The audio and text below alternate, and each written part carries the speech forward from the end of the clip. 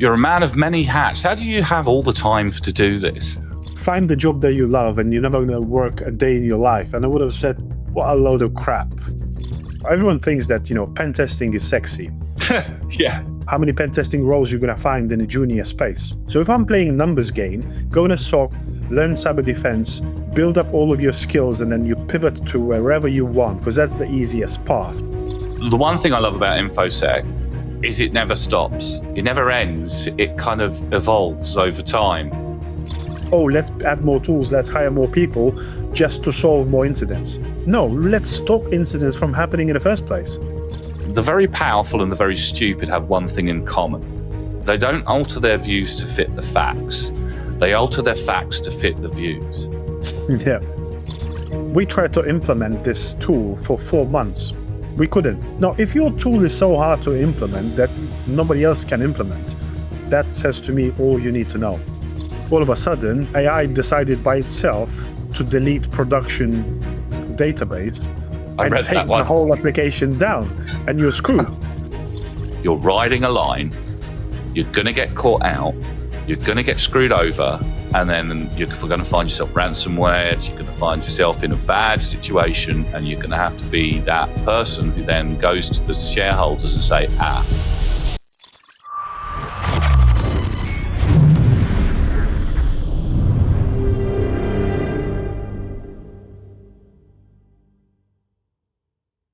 So today, for the interview that I've been really looking forward to, and this is a man that I have been following quite a bit for quite a length of time now on LinkedIn. He's got some fantastic commentary.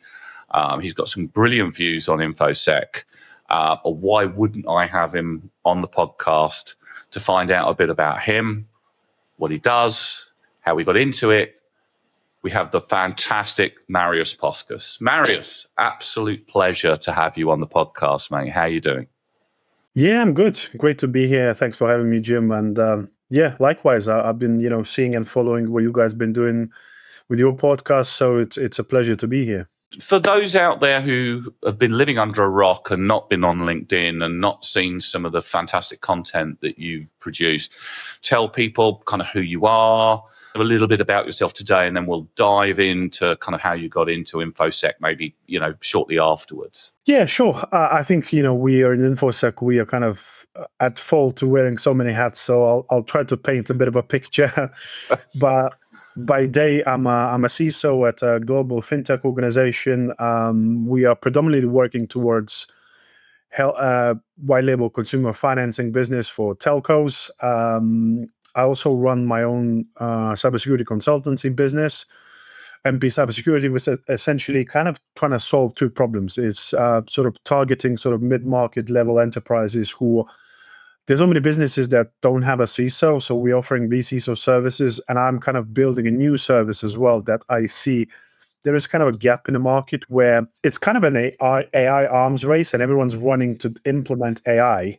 And there's plenty of great AI security tools, but loads of people do not understand, first of all, the risks that they bring on for themselves implementing AI. So we kind of spinning a vCISO services specifically for AI implementation, allowing people to understand and businesses to understand what risks they're undertaking.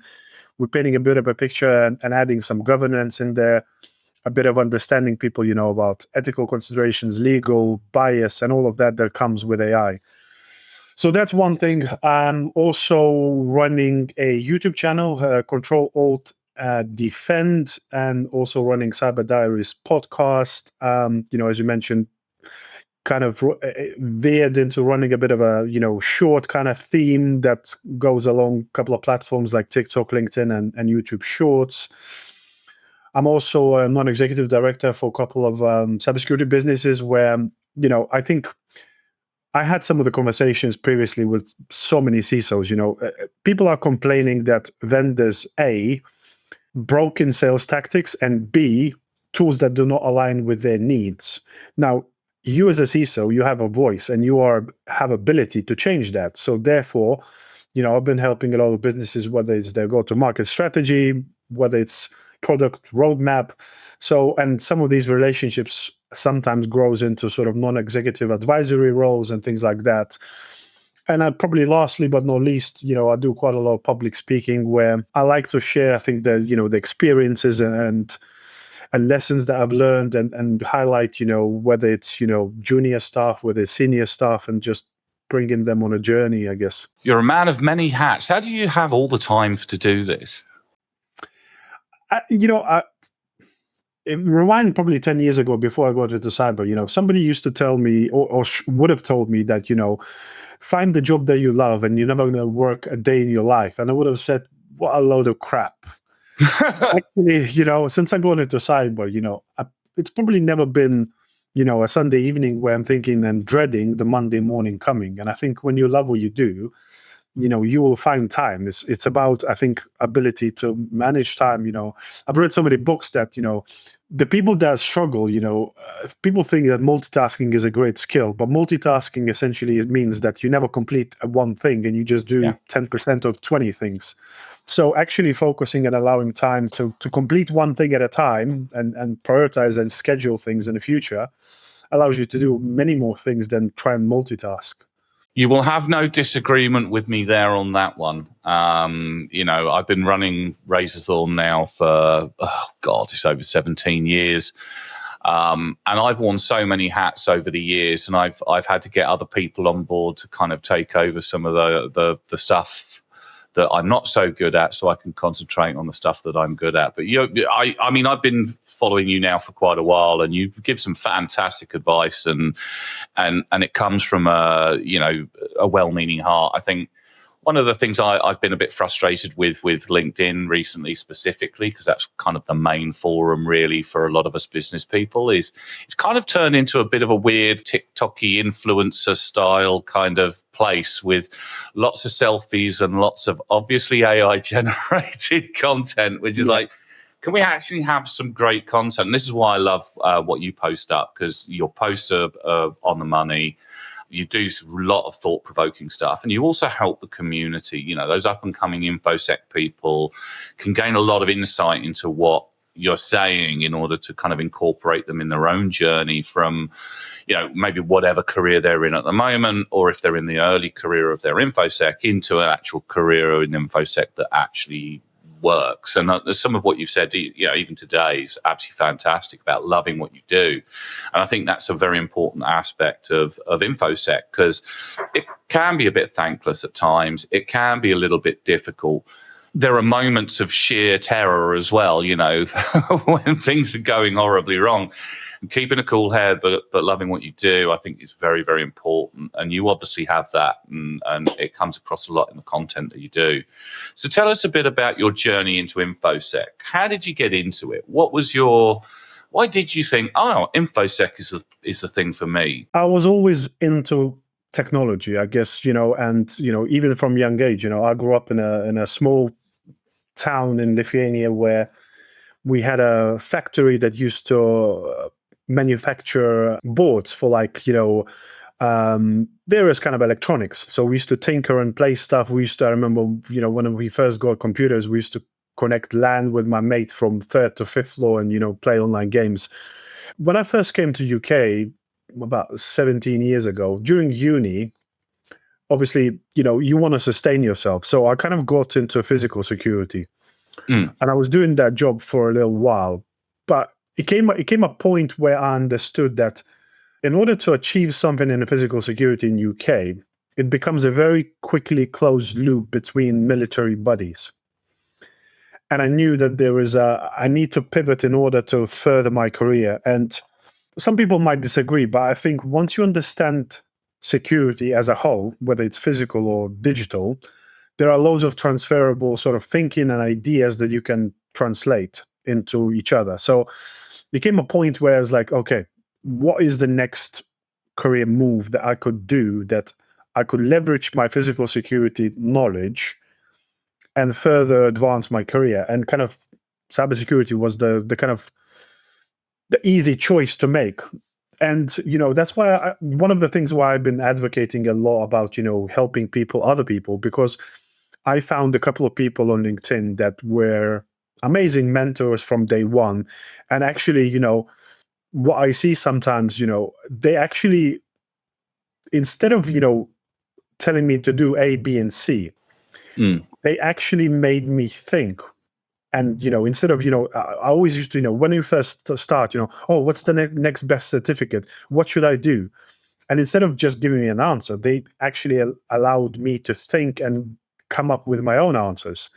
So I kind of built probably my own learning path over probably next 7 months. So I used to work 4 on, 4 off, 12-hour shifts in physical security. So on my 4 days off, I probably used to spend about 5 hours every day studying, anything. I went all the way from basics, from 8+ to Network Plus to Security Plus, did all kind of certifications, did a lot of hands-on work, built my own home lab to actually, because one thing I think where people struggle once they start going into cybersecurity is now you can have every certificate under the sun, but actually gaining the hands-on experience and tinkering and playing with stuff at home, you can build 2 virtual machines, you can build an attacking and defensive virtual machine, you can, build something like Security Onion and any other, machines, and then you can actually play and understand and look through the logs and think through how the things are going. And that was my kind of journey into the SOC. I got into the SOC and then, worked my career through, I think, I always tell people, which I think is going to be changing now, but I always say to people wanting to go into cybersecurity, you need to double down and understand what the easiest path of resistance. Everyone thinks that, pen testing is sexy. But now if you look at cybersecurity junior career roles on LinkedIn, how many pen testing roles you're going to find in a junior space?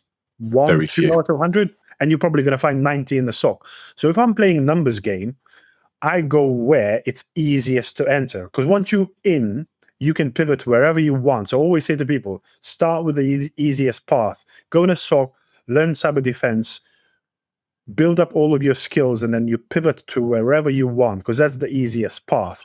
Obviously now AI coming along, that might change, because loads of MSSPs are replacing tier 1s with AI, and that's going to be probably a sort of a thinking game how juniors to go into the career next. But that's kind of was my path. I've mentored a number of young InfoSec professionals over the years, and a few who are a bit older who are kind of moving into that profession, quite commonly from IT and that kind of stuff. I agree with you. I think, one of the questions I get asked a lot is, what certs do I need to get a job? And I say to them, it's not necessarily about the certs. You've got to have the right mindset. You've got to be able to understand what it's like to be an information security professional. And I mean, there's no plug from my perspective, but this is why I wrote the Cyber Sentinels Handbook, which you can get on Amazon. Just go and search it with my name and you can find it there. And it kind of just outlines what it's like to be in this space, the soft skills you need to have. I mean, comms, good example. If you're going to be talking to the C-suite about vulnerability, if you're going in with the technical jargon, it's just going to fall flat and they're not going to get it. And even if they do, you're not going to quite hit the right notes. And I mean, the way that you communicate and a lot of the stuff that you generate and put out on things like LinkedIn and what have you is really good at kind of boiling that down. And that's really what I think we need a lot more in this industry, because I do get frustrated with some of the responses you see when youngsters come on and ask, in kind of like open posts, oh, how do I get into InfoSec? And sometimes I get really crappy answers from people, and it's like, well, why are you doing that? What, this is somebody who wants to get into InfoSec. I mean, you go back 10 years, very few people wanted to get into InfoSec, and you're absolutely right. Nowadays, everybody seems to want to be a pen tester.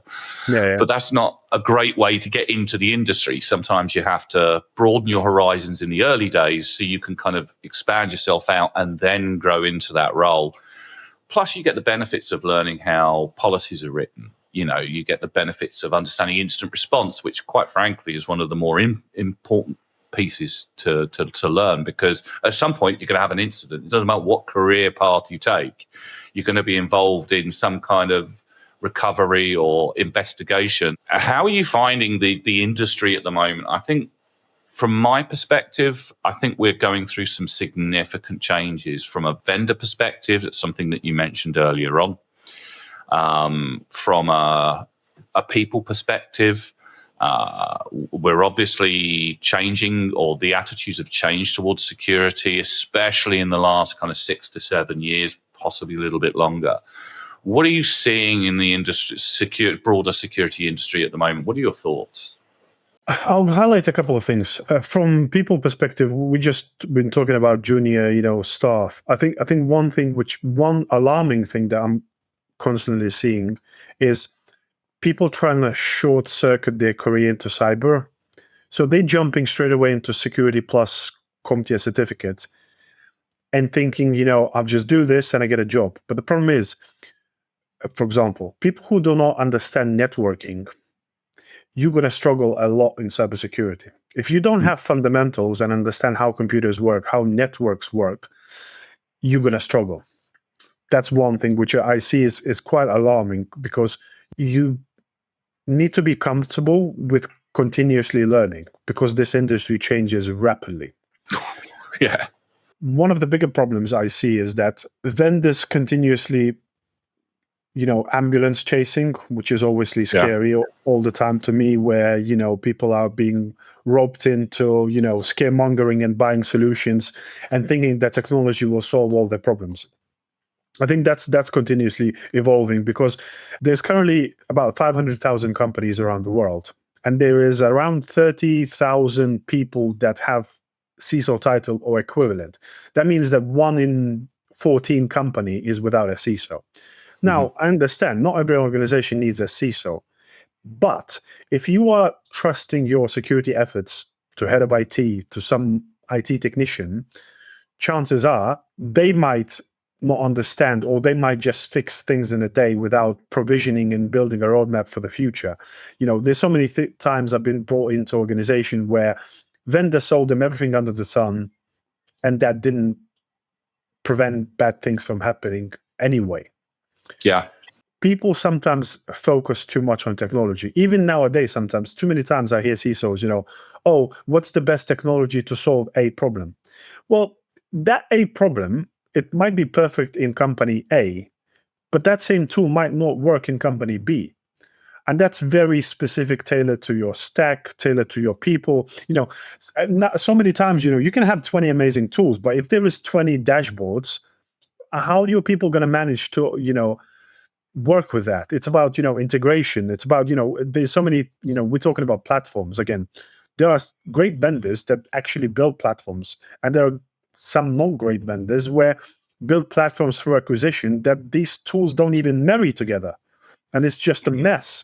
I won't mention names, but there is a specific company, even when I was working at Domino's in CSPM space, we tried to implement this tool for 4 months. We couldn't. And in the end, they pulled all the implementation partners and said, nobody else can implement but us.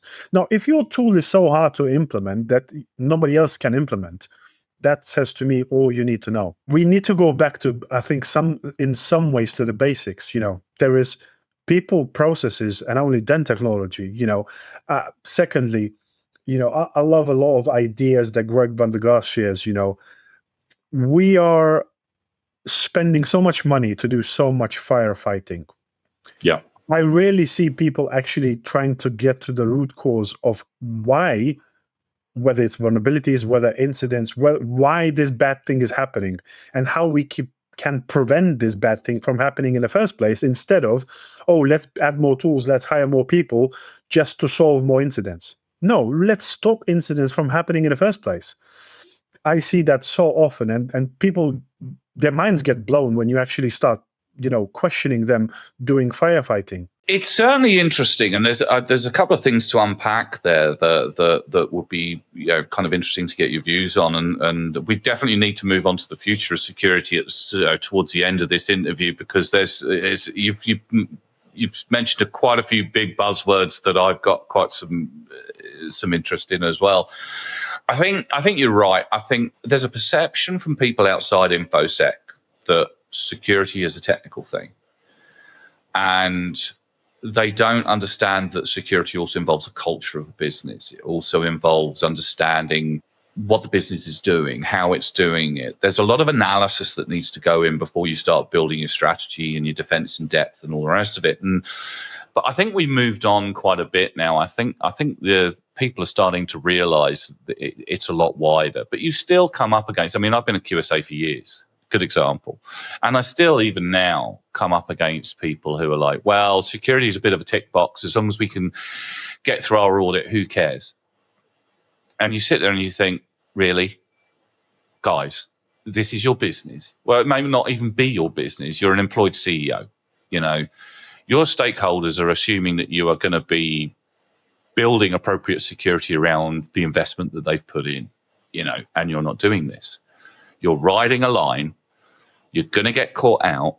You're going to get screwed over. And then you're going to find yourself ransomware. You're going to find yourself in a bad situation. And you're going to have to be that person who then goes to the shareholders and say, I think it's harsh. But I think it is changing. I don't know if you agree with that. I think the main problem I still see, and it's going to take some time, is that business leaders think that compliance equals security. Yes. So many times, the first question, for example, if I'm ever being approached by a CISO job, the first question is I ask how this role came about. If this role, it came about because an audit finding said that you need a CISO, that means that I'm not going to be supported. And my main goal in this job will be deliver ISO, SOC 2, or whatever that may be. But that means that companies is going to potentially be willing to cut corners just to gain compliance, to get some contracts in place and things like that. They're not really in there to be secure. They're there to gain more business. And I understand everyone needs to gain more business, but there is a wrong way and the right way going about it. Yeah, symbolic CISOs. I do see those quite a bit. And you kind of sit down and when you're auditing and you're like, okay, so you got your CISO. Yeah, here's our CISO. Okay, where's your strategy? Show us your strategy. Oh, it's not written down. Okay. And I think secondly as well, I think we're still, I know this is an old cliche and an old conversation, but we still talk in reporting lines. And the problem is that in that space is not necessarily the reporting lines, but back in the day, security used to be IT security. We just used to secure IT function. Now, with the digital proliferation, you can no longer report into IT because you have data and technology, whether it's HR, business development, finance, every single department. So whereas IT is concerned with IT, CISO is normally concerned with securing the whole business. You need to align every single business unit and division and make sure that people understand the risks that they face. We're talking about, the new proliferation, deepfakes, even such things, as signing checks or money transfer. If you don't have checks and balances in place, you can very quickly get burned.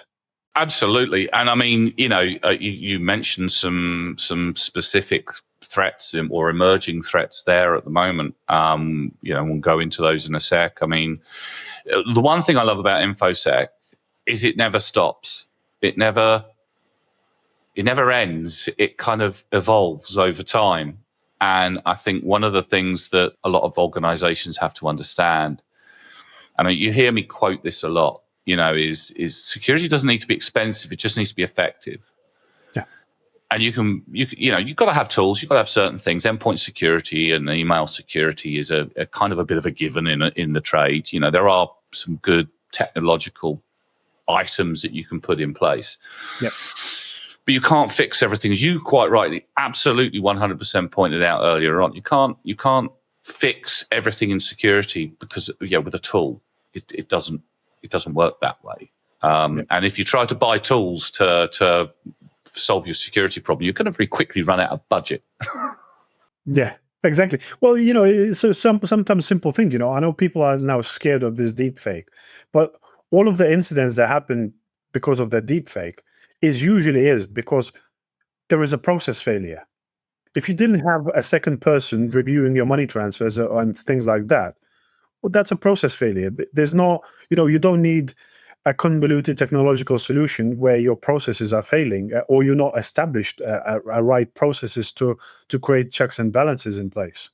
We still see time and time again the whole kind of, and it's not deep fake necessarily, but, people posing as somebody else when they've been compromised by a phish, and our bank details have changed, and then they never do the process to check.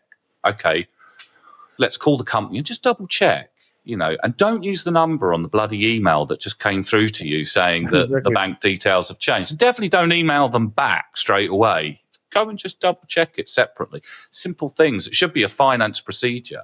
And in many companies it is. But then you still get loads and loads of those attacks, and it still works really, really well, and we see it time and time again, especially in sort of finance departments and purchasing departments and that kind of stuff. Most of the time, these things fail as well. Depends how you treat or how you build a security culture in an organization. Yeah. If you are using more stick than a carrot, and if you are punishing people who are clicking phishing links, the chances are there's more of them going to be. Now, if you create a collaboration where you are actually rewarding people that report potential phishing emails, you are educating them, and people understand the consequences, and you not expect people, if someone's job is to open 200 emails per day, chances are they're going to make mistakes. Yeah. But how you're going to react and what culture you're going to build, it's going to allow you potentially react quicker because people will report when they made a mistake, and so on and so forth. Now, if you start punishing, that all of a sudden creates a culture of fear and hiding. Yeah. And that just leads to more problems.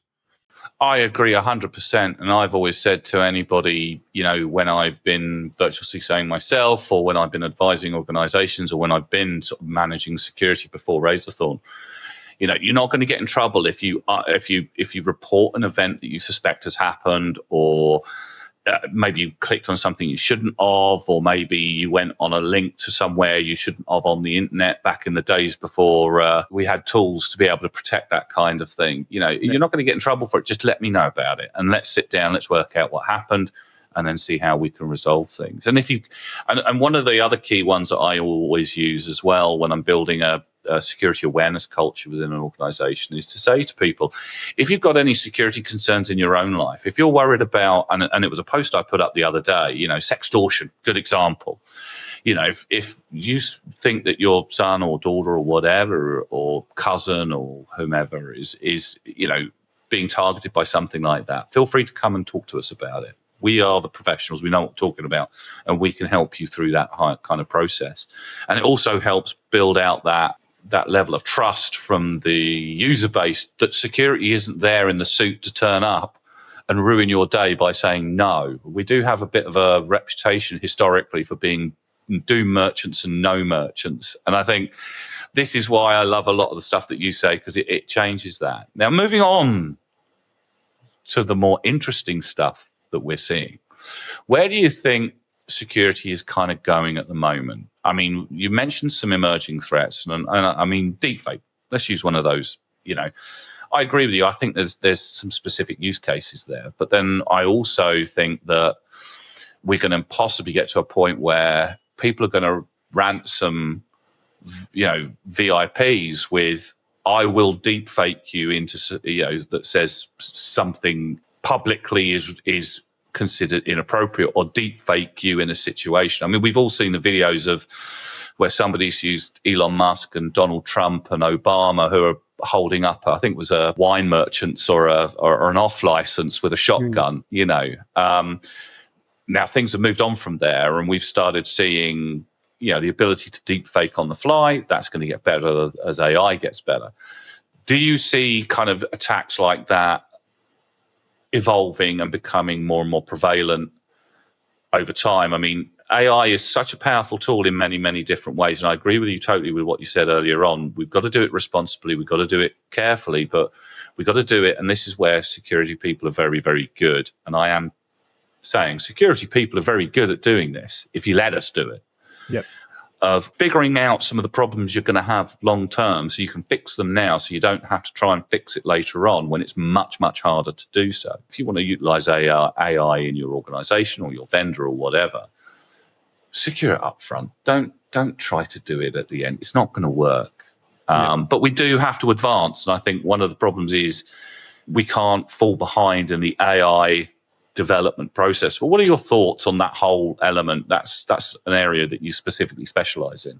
Yeah, I think there's a couple of things here to unpack. I think first of all, AI is going to advance threat actors because if you look historically, you know, script kiddies could have done only so much damage. Now, with Mm, access to AI, everyone can become quite sophisticated hacker all of a sudden. The phishing emails are getting more realistic. You potentially are easier to scrape social media and gather information and target individuals better. So the same thing, I think, as always have been, I think threat actors have a sort of a step ahead advantage, which will need to obviously catch up and build solutions and AI. It's always going to be that, bad AI against good AI. So I think there will come a point where we can mitigate the low level threats with AI ourselves. But I think the main thing which we can't neglect, and I'm quite scared of, where companies are building autonomous SOCs just run by AI with no human in the loop. Now, yeah. once you remove human expertise, we've seen what AI can do. Even the latest things, people are fascinated, and yeah, it's great to do vibe coding, but we've just seen an example recently how all of a sudden, AI decided by itself to delete production database I and read that take the one. whole application down, and you're screwed. And we can't still give a final decision to AI, and it's going to be a long time before we do that. So Mm, we need to be very careful, and people need to really understand. Yes, you can build great, amazing tools, but if you don't understand what you're doing, I think that's where the problem starts. Because I'm quite fearful in terms of in development world, because somebody actually made a really great post. They said, 2026, 50% of code will be built by AI. 2027, 100% code will be built AI. And then 2028, we'll try and hire developers to fix crap AI code. And to me, that's not surprising, because, unless you really understand, again, unless you really understand coding and security, now, vibe coding is not still advanced in terms of securing the code. I've seen examples where, all of the PII is in the front end. And when you just go into developer tools, you can access all PII. So your app is not great from security perspective. So I think the one important point, we mustn't lose technical people's skills, and all of the AI needs to be supervised, yeah. spot checked, and continuously provided guardrails to not create big problems. And I think this AI arms race is quite scary, because some organizations are running head on towards it without having internal expertise or Mm, leveraging any expertise. And I think, even simple things as Copilot, people, not everyone understands, but as soon as you turn on Copilot, all of your data becomes indexed. So yeah. Copilot all of a sudden, based on someone's permission, have access to all of the data that person has. Now, all of a sudden, this person gets hacked. You can no longer rely on security for obscurity. You can just chat to Copilot and get access all of the data that person has. And that's quite scary, unless you built a robust data governance frameworks, unless you built a least privileged access within your organization. So you can't neglect fundamentals and jump towards AI when your whole defense in depth is with holes. No, I totally agree, and I mean, it's quite interesting to see the rhetoric in the technical industry, I suppose, around artificial intelligence. And I mean, you recently had the big beautiful bill where there was a chunk in there around removing all the guardrails for AI development, so they didn't get lost behind. And it's I mean, listening to all the rhetoric you hear from the business side of things, and you hear from the IT side of things, and then you have from the security side of things, it just put me into mind of a famous quote by Tom Baker when he was the Doctor. It was my favorite Doctor. I was a big fan. Hmm. And the quote is, "The very powerful and the very stupid have one thing in common. They don't alter their views to fit the facts. They alter their facts to fit the views." Yeah. And it's very true. and it's frightening. And I agree with everything that you've said there. And I think one other thing before we move into my final question, the question I ask everybody when I interview, we're seeing quite a significant movement towards a more proactive level of securities. I mean, it's always been there in the past.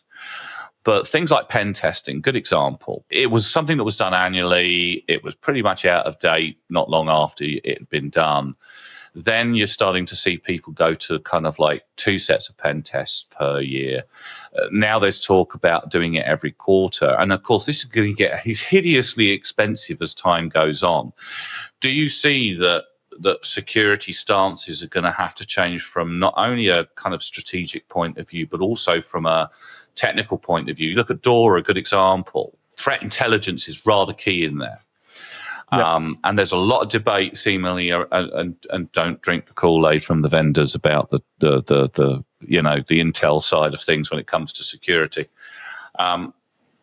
Where do you think the challenges are going to lie with this particular one? Because it's hard enough to do it as it is now. We're going to have to fix this problem going forward, because, as you quite rightly pointed out, when AI starts to get better, and it's always getting better, it's getting better every day, we are going to be in a situation where we have to take a very, very proactive stance on security, both with our own AIs, our own technological stacks, our own kind of assessments and management and strategies.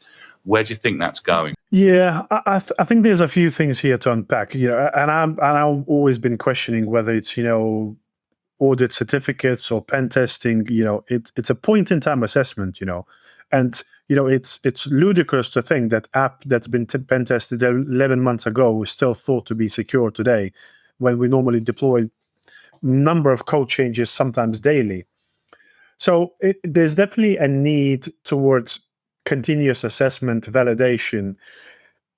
But I think there are some great technology going in there, and I think people thinking need to adapt. But we've got plenty of data. It's just about putting that data in one place to be able to continuously assess, validate. We've been fighting this journey, for example, in vulnerability management. Everyone has hundreds, sometimes thousands and hundreds of thousands of vulnerabilities, depends on the size of the business.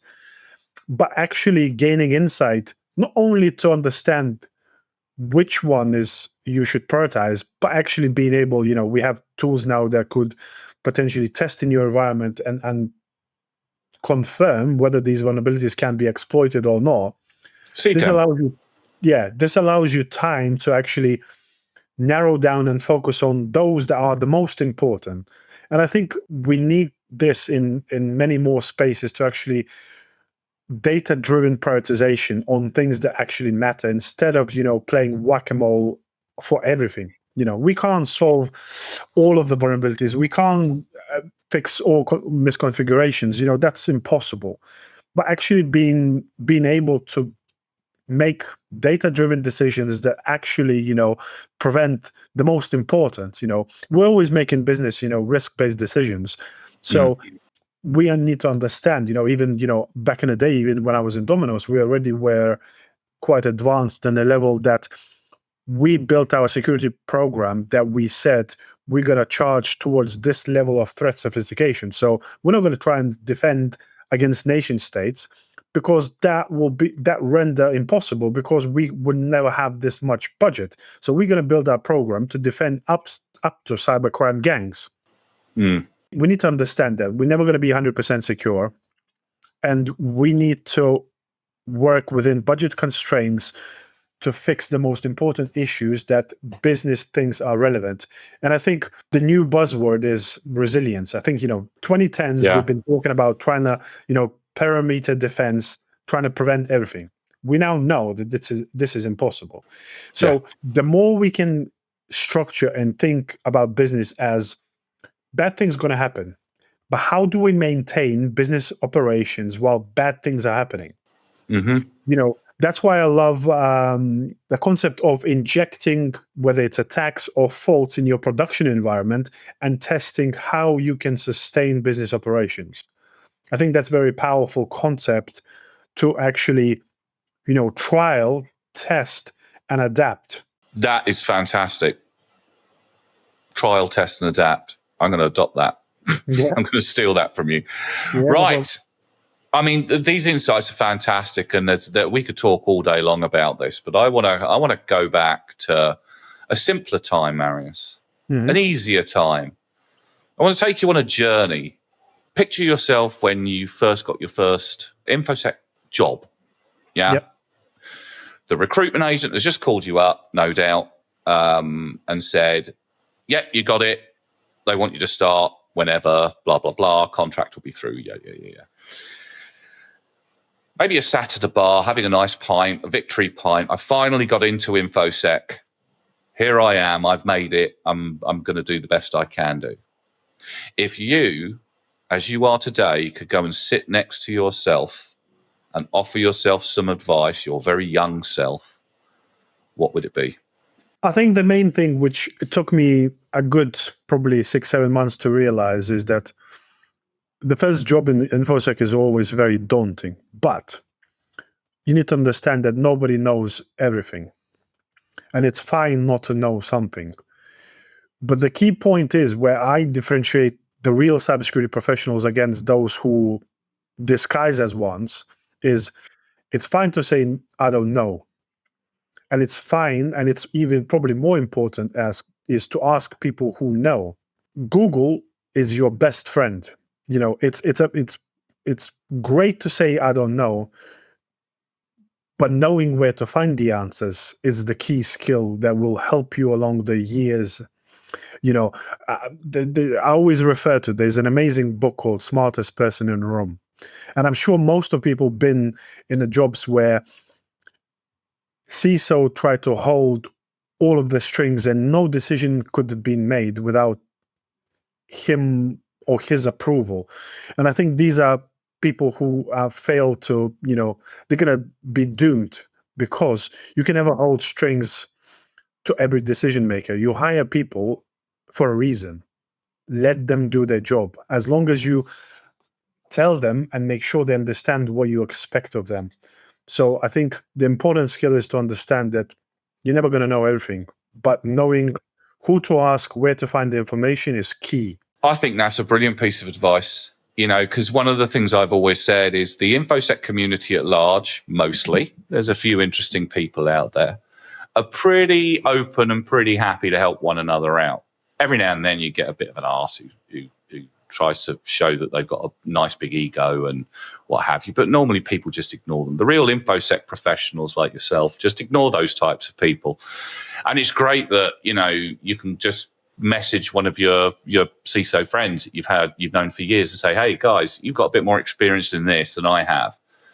What's the deal? Can you give me some advice? You know, and then one phone call or a beer later, and boom, you've just expanded your level of knowledge, and you've built more relationships in the community that next time maybe you can offer them advice that they don't know much about either, you know, and I do like that in the community. We've had a few egos come in and that does wind me up, but no, I think that's some great advice. Yeah, I think networking is very overlooked part of your career, because the friends that you make and you know, everyone's been through a different journey, everyone's has different experiences, and the amount of stuff you can learn from each other is amazing. Absolutely, and some of them will be some of the best friends in your career life that you'll ever have, you know.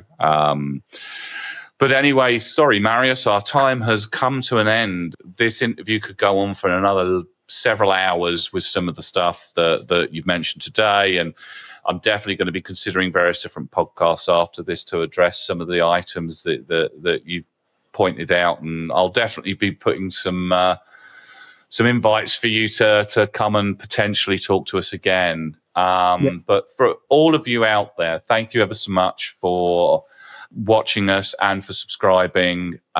We've gone well over the 14,000 subscribers. That was my last target. So thank you to everybody. And if you haven't subscribed, please feel free to subscribe and like any videos that you've got. We've got a great ratio of likes to dislikes, luckily. And it really helps us with the algorithm, and it helps us to get the word out with people like Marius and Jack Jones and the various Jane Franklin and the various other people that we interview and come and try to impart their knowledge over this podcast. But thank you to all of you out there who have subscribed recently. Now, Marius, do you just want to quite quickly re-mention your podcast? Yep. So the YouTube channel is Control, or CTRL plus Alt plus Defend, and the podcast is called Cyber Diaries. I'm just about to publish episode number 32 with a great person from Chief Innovation Officer from Montinu. So, and also check out Marius Poskus on LinkedIn. Message me if you need any help, or you want to chat further about what we discussed with Jim. So please feel free to connect. Fantastic. And do it as well. Reach out to Marius. He's a wealth of knowledge. He's a great guy. So thank you, everybody. Look after yourselves, and we'll be seeing you again soon. Thank you, guys.